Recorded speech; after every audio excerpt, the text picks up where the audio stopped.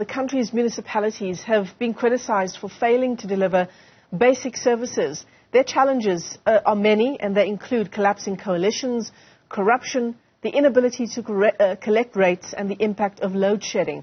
So let's this morning focus on what can be done to improve the state of our municipalities, especially given the upcoming national shutdown by the EFF on Monday. We're joined by the Cogta Deputy Minister, Parks Tau, joins us via our video link this morning. Deputy Minister, thanks very much indeed for coming onto our program. We appreciate your time. And it's time that this shutdown on Monday, that municipalities can ill afford to sacrifice in the context that I've just painted for our viewers. Municipalities as they are now, with 16% of them in the country getting clean audits, they can't waste any time in terms of getting their house in order, right? What are your concerns with the national shutdown on Monday? Well, thank you very much and good morning. I think that firstly we need to accept that as a democratic country we should allow for democratic expression. What one is concerned about, and certainly what as a department we're concerned about, are statements that have been made that suggest intimidation, that suggest that shops should close unless they are closed, they will be looted, and other intimidating statements that have been made that would impact on services to communities, that would impact on essentially all people's livelihoods and those that are employed and have businesses. Otherwise, as local government, the focus is to ensure that the services continue to be provided and that we minimize disruption to municipal services. Right. So let's talk for a moment about what's in the news this morning, shall we? Some of the newspapers this morning talking about, the fact that coalition governance has come to naught in our country so far. We apparently just can't seem to get our house in order insofar as coalitions are concerned. The Citizen newspaper is going with an interesting angle this morning. It's spoken to analysts who say, actually, the ANC government is almost on purpose derailing municipal alliances in an attempt to influence, how people see service delivery. And essentially what they're saying, send a message to the electorate that coalitions don't work, and then removing opposition parties.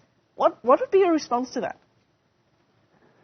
And this would be a matter that we discussed in Parliament over the past 2 days, which is what is the role of government in relation to coalitions.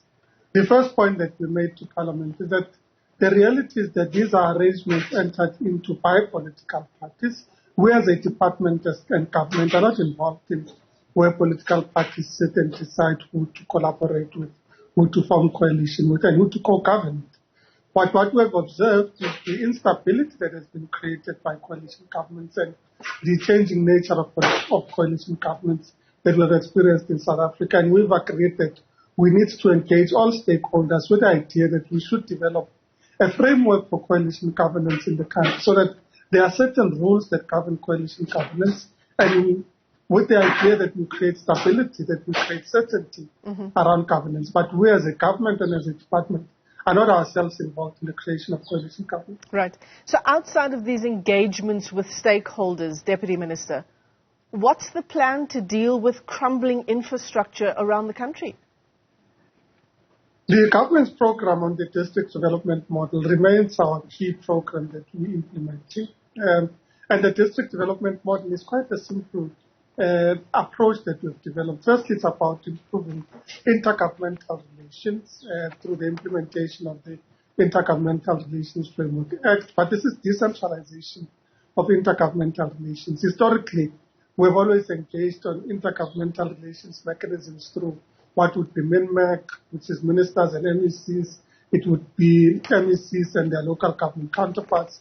But we're saying let us decentralize this to the local government level so that we bring it closer to where the people are, and we enable co-planning, collective budgeting in a municipal space and improve services in the municipal area so that we're able to improve governance in the area, so that we're able to focus on the financial and institutional capability of the municipalities in the area. So the district development model is exactly that. But it's also a mechanism through which we exercise our constitutional responsibility as national government to support local government. The Constitution says in terms of Section 154 that we have an obligation to support local government. And not just municipalities in distress, we're supposed to support local government overall as a constitutional mandate. So through the district development model, we'd be able to execute that specific constitutional injunction to support local government directly where they are. We will be spending the entire long weekend with the department reviewing where we are in terms of implementation of the district development model and ensuring that we're able to focus our collective attention into ensuring that it works optimally. Yeah. There's a lot of government speak in your answer, Deputy Minister, and obviously you're in government, so this is, I suppose, how you engage with each other. But I wonder whether people listening today, in those, what's the number, 84% of municipalities that the Auditor General says are not functioning, whether those people understand what you're saying and whether they really have a sense that this is the plan that's in place and this is the point at which I can expect my municipality to start doing what it's meant to do, and that's provide services to the people. In the government speak, I did say that what we will be doing this entire long weekend is sitting down with the department. You would appreciate that we're a week in office with the minister.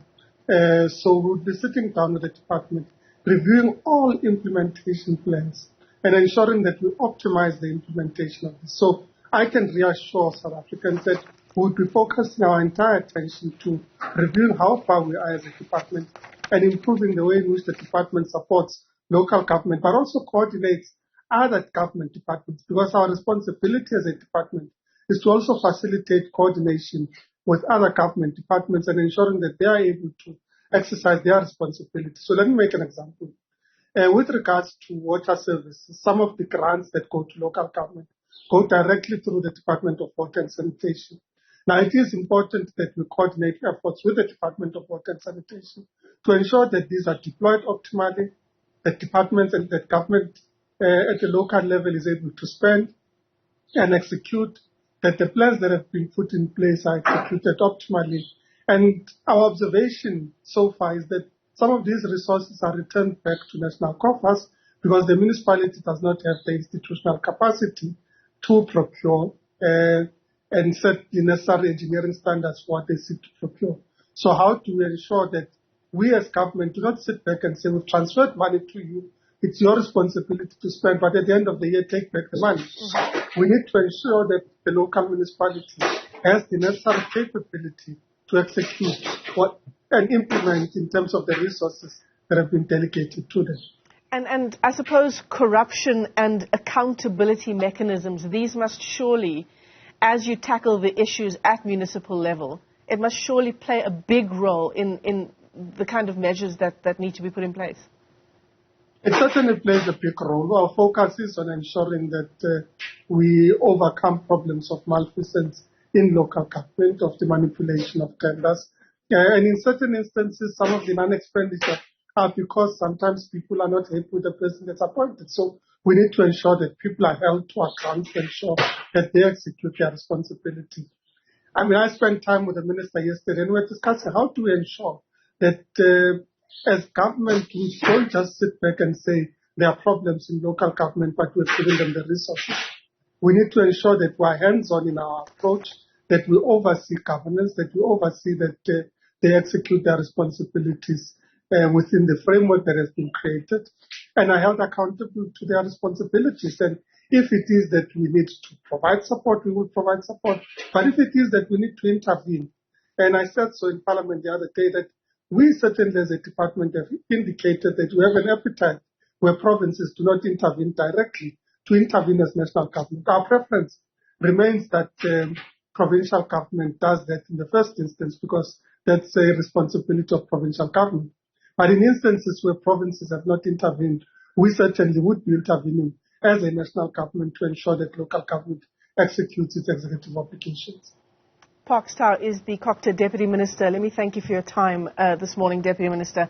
And I'm sure our viewers will be wondering, you know, the 16% out of the 257 municipalities that get a clean audit, the rest of us are wondering when all of these grand plans will actually translate into service delivery on the ground.